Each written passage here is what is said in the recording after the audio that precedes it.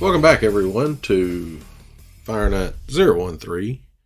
I thought I'd do a quick movie review. It's the rare occasion that I actually go see movies. I'll probably do another one, maybe next week, because I plan on having my kiddo and crossing my fingers because he really wants to see the Godzilla Kong movie, and I don't like going in blind. I know that the last Godzilla Kong movie was pretty good. Some people didn't like it, but whatever. But this time we're going to talk about Ghostbusters Frozen Empire. Now I've been looking forward to this since the last Ghostbusters movie. This is the sequel with Paul Rudd and all the gang here. This is the website IMDb. So pictures. So if we end up on ads and what have you, I am going to try to cut some of that out of the way, but we're just going to steamroll this review real quick, and I wanted to, since most of it is movie pick like posters on here that I can tell. I don't know how much of it I'll get to actually show because I don't know how many of the movie footage photos they're going to have, but let's talk about it.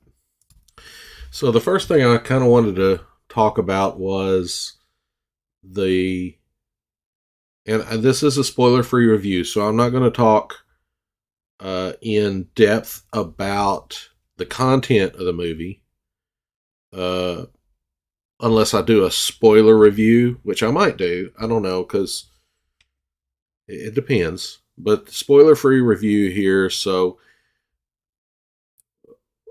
they're judging by just wanting to show some of the photos and things. You can tell that obviously there's this big bad that if you've seen any of the trailers or anything whatsoever, there's a big bad Frozen Empire. He's a ghostly demigod or god or something anyway, god little g kind of thing, that is assaulting New York, and the only reason it's assaulting New York is because that's where it ends up somehow, mysteriously, because reasons, it's New York, right? And the little Stay Puft marshmallow things are still running around, so they're still having, a little bit of the limelight. It's funny. I think they like it because it's cute, but it gets... I hate to say it, as much as I liked and I did like the film. I want to go ahead and put it out there. I did like the film, but the Stay Puft Marshmallow miniature people, it took up a bit too much of the film space, in my opinion. They keep being reoccurring, and there's no point to a lot of it. It was funny, it was cute to see, but you just throw them in every now and then. It felt a little too forced. Maybe it wasn't, but I did want to talk about that because you can see them on the previews and you can see them on the movie posters, and they're not awful. I mean, it's not an awful thing to add. I think it's great. I will talk about something else they added that I was glad they added, but this one, the Stay Puft Marshmallows, I could live without them, but it did add to the film. I just, I could live without it. And this is what I was wanting to discuss that I did like.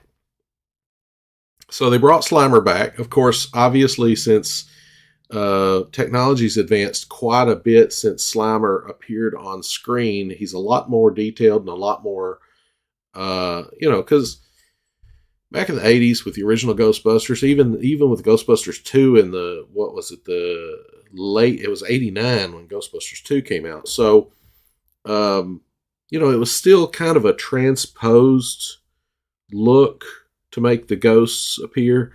Um, Even though they did some ghosts better in Ghostbusters 2, when they made I'm trying to think of the criminal brothers that busted up, the courtroom at the beginning of the show. They were done a lot more detailed, and so Slimer in that one was a little bit more detailed, but I still call him Slimer. I want to clarify something. In the Ghostbusters movie, the original movie, they only referred to him as the Spud because he looks like a potato. But and that's what Venkman called him. But later, because of the cartoon that they came out with in the mid '90s, they started calling him Slimer. So if you grew up in that era, you know what I'm talking about. If you didn't, and you didn't ever watch the real Ghostbusters, because what they did was after the phenomenon of Ghostbusters, and gosh, I'm going on a tangent here, but after the phenomenon of Ghostbusters, the movie, they come out with Ghostbusters from the original TV show that came out like in the 60s, which was a joking spoof of paranormal investigators. And they did a cartoon based on that Ghostbusters. And so when they come out with the Ghostbusters with Peter Venkman, Ray Stantz, Egon Spengler, and all those guys, they did the cartoon. They had to call it something else because Ghostbusters was already a cartoon, and I can't remember what cartoon companies had done it. I feel like Hanna-Barbera had one of them, and then what was the one that did? I can't remember the cartoon company that did the toys and stuff did it for the toy companies. But anyway, they did the real Ghostbusters, and it's actually how the toy line for Ghostbusters came out more so than the movie. Although they did do a toy line for the movies, the Ghostbusters TV show toy line really expanded the toy line, which actually led more to having Ghostbusters 2. But anyway, back to Slimer. They did Slimer. He's a lot more detailed now. He's a lot more, and they didn't have enough in my opinion. Now they did add enough to flavor the movie. I will say that. Maybe if they did more with him, they would have overdone it. That's a possibility because right now I feel good about it because I saw it, and I enjoyed seeing Slimer on the movie again. But it's entirely possible that they didn't. If they'd have done more, they would have overdone it. So maybe I shouldn't. I do wish I had seen him a little bit more, but maybe not. Maybe not. He was in several scenes, and they did a good job with it. I'll go ahead and throw this one up here because this was the ghost that you see at the beginning of the film, and it's also a ghost that is a kind of a reoccurring theme. It's the sewer dragon of Hell's Kitchen. I got to go ahead and throw that out there because there was only like one little excerpt of somebody saying it in the movie, so you'd have totally missed it. And I thought that was hilarious. The sewer dragon of Hell's Kitchen. I started to move forward, but then I thought, no, wait, I want to give some context to why I thought this was so funny. So I don't know how many different boroughs in New York have stories about the alligators in the sewer, but I know for a fact that Hell's Kitchen is one of them. And so that's why I found it so hilarious, is because of the story of the Hell's Kitchen, the alligator in the sewer in Hell's Kitchen, and then they said it was the sewer dragon of Hell's Kitchen. So the ghost is a dragon, and it's entirely possible, that, and it looks a lot like a crocodile in some ways. It doesn't have back legs that I remember, but uh, but the fact that it, you know, to to know what I knew and then hear that, it was funny. So and so this seems to be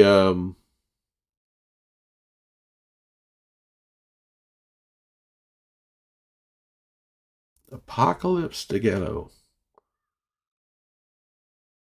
I don't know what Degello means, but I know what apocalypse means. End of the world. So I don't know what language this is exactly in, but it looks Spanish or a Latin derivative. But anyway, sorry, I got distracted by the talking about. Oh, it's apocalypse to Gello. Gello is ice, maybe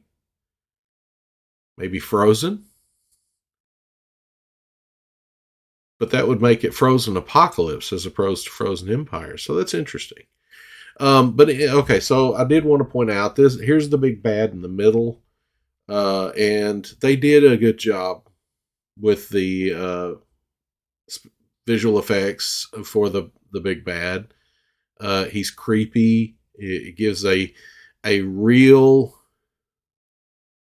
horror undertone to the film without it being overly horror esque, and that's what I liked about it. I like the fact that it kept it lighthearted, but still there was action adventure, and there was or action. I guess I shouldn't say adventure because it was more action, but it was comedy. It was action. The comedy.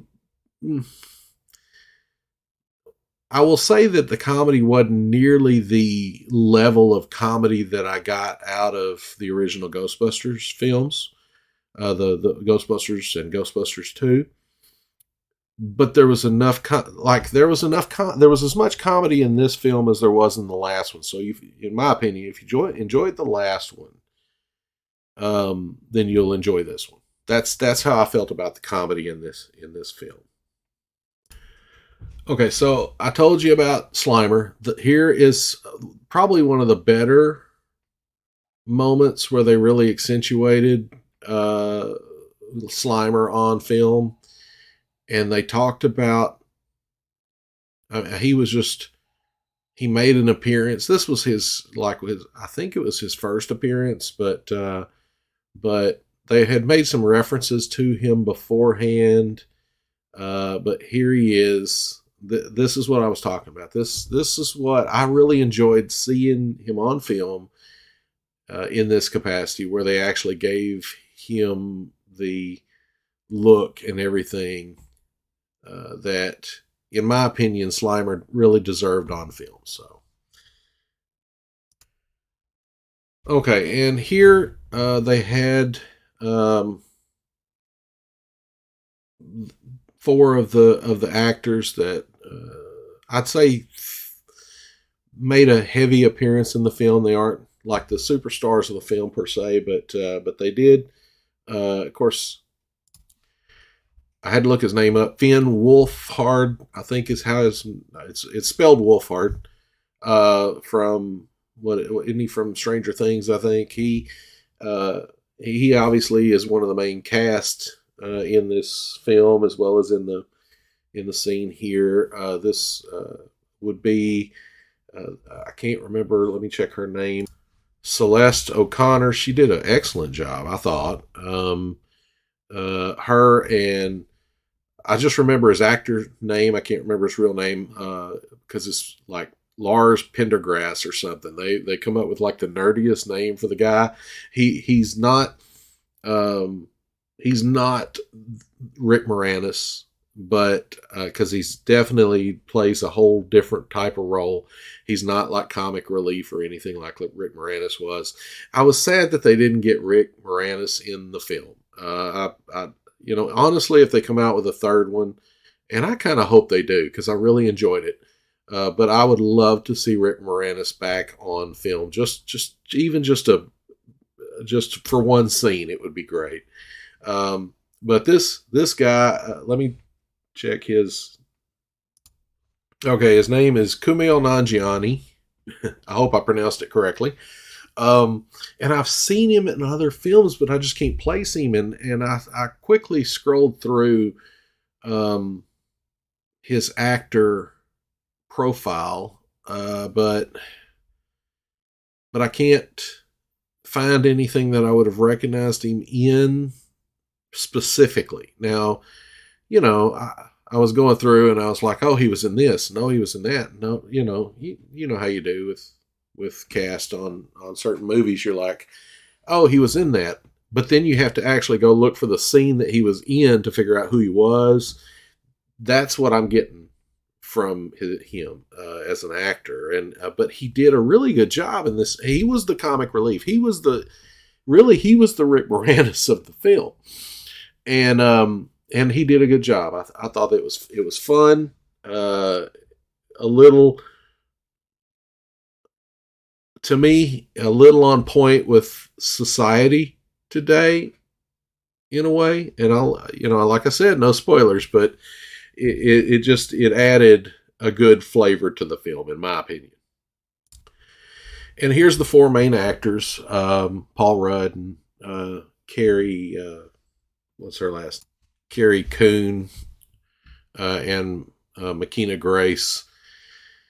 And obviously they're filming and they're kind of in a cut scene. And they did have a lot of awesome, like, throwback actor appearances.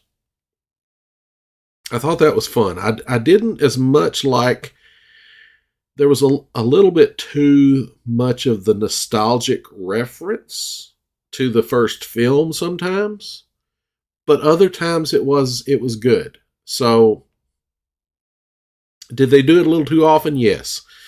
Was it,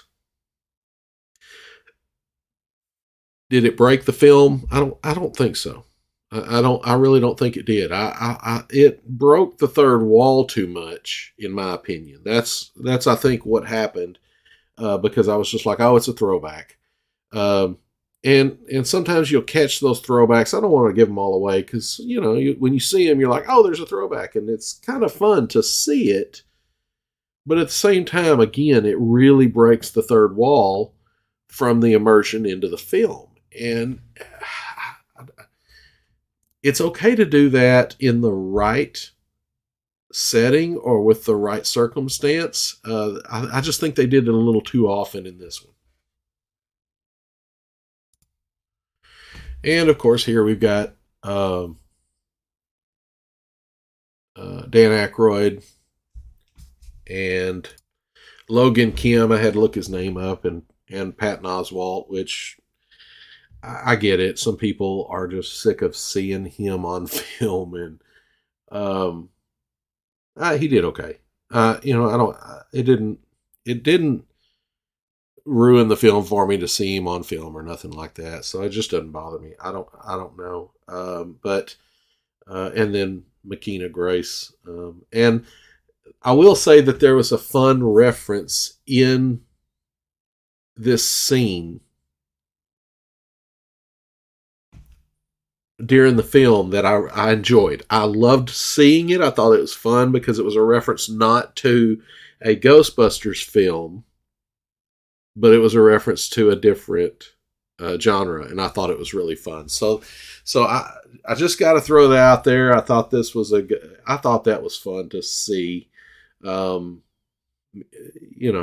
if you get it, comment, let me know. Hey, I got the reference. It was from this. I'd love to hear that other people got this. Not that I think a whole lot of people are going to watch my review, but we'll see. And it wouldn't be one of the new Ghostbuster genre films if we didn't have the shotgun seat, the ejector type seat thing come out, and McKenna Grace riding on the side shooting the proton pack. It's got to be in the film now because it's a part of the it's kind of a part of the canon, I guess is the right word now for the Ghostbusters. So it was fun. I did like that they went with the old, like the original Ecto-1 look for the top mounted stuff, and the things on the top, kind of a minimalist look, uh, and they kind of gave you a little bit to go off of for what's up there this time around. So it's not just there's some equipment up there on top, but there's a purpose for some of it. So that was kind of fun to see. I really wish they do that every now and then. They do something about that, with that on the film to say, yeah, this thing does this or something. I do. I was kind of glad to see that. And yeah, I guess this is a bit of a spoiler. Maybe not. I think it's on the previews. But yeah, Winston and Venkman both suit up, so you get to see the original Ghostbusters a little bit in action, sort of. It's fun to see them back in the suit, in the jumpsuit. But but remember, um, this film is about the new characters, but I gotta say that what they did in this Ghostbusters film, as well as the previous one, um, they made the film about the new characters without disrespecting the old ones. And to me, you know, nowadays you just don't see it. You don't see it in films. You got all these new people writing films or making films, and they think they have to destroy what came before it to bring out the good in what's the new, and this film shows you, no, we don't have to do that. No, we don't have to, you know, kill Luke and Han to. Oh, I'm sorry, I switched over to Star Wars all of a sudden. And here's the MacGuffin of the film. There's nowadays, I guess there always has to be a MacGuffin, um, but it it isn't your typical MacGuffin. It isn't like something that you have to care about. They don't tell you care about it and then hope you care about it.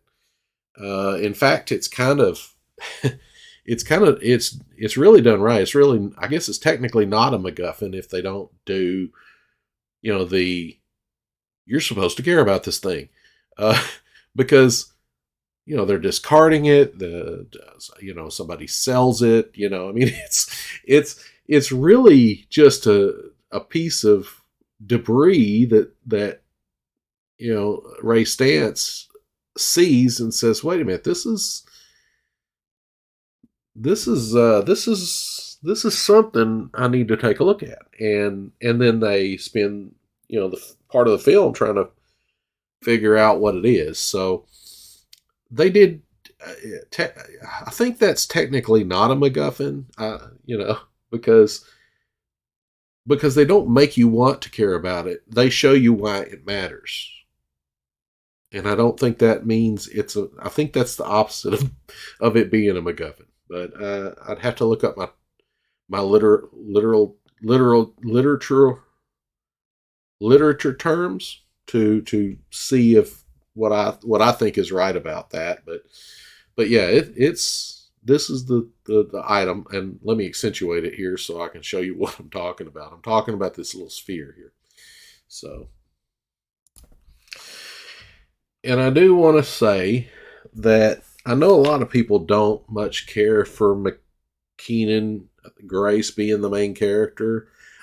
I think she does a great job. So I don't know what people have a problem with, because she's young, she's a child, or whatever. She's a kid, sure. But the movie the original movies were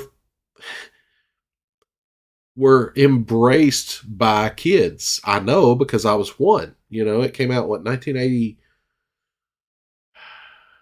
84, I think. Did the original film come out in 84? I probably saw it in 85 because I didn't get to see it in the movie theater.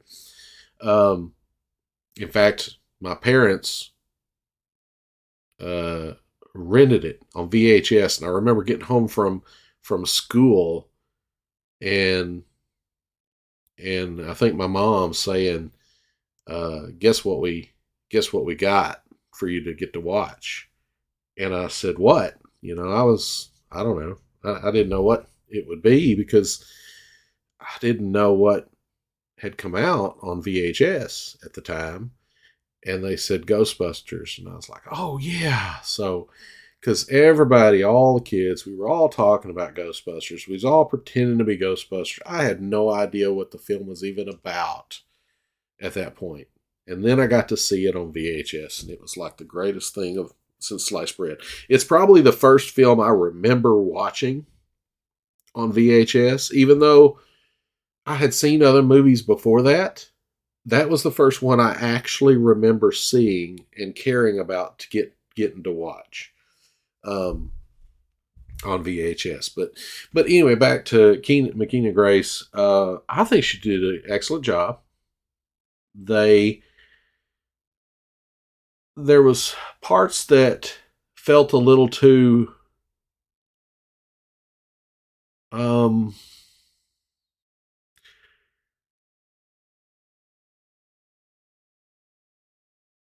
it almost a little too adult for her role, but they kept it at a minimalist, and I don't want to expand on it too much more because I don't want to get into spoiler. It would literally be a spoiler for me to say what I'm thinking. So I'm going to get away from it. And I don't mean that she couldn't act the role. It's just that the role had a bit more adult feel, but it was well done. It was tastefully done. Uh, and there was an undertone that you could feel, but you didn't know exactly what to make of it, and they did it well, in my opinion. That's just my opinion, and I think she acted that role pretty well.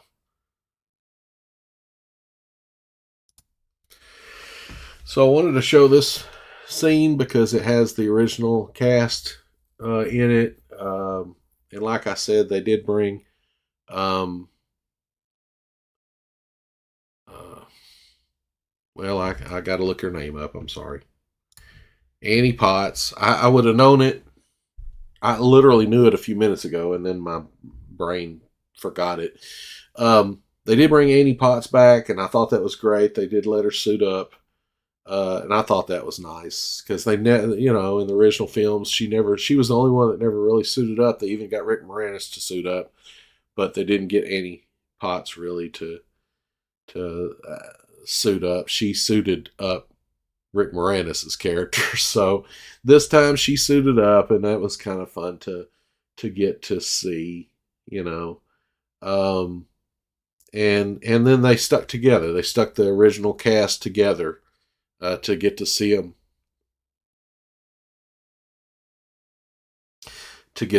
on film.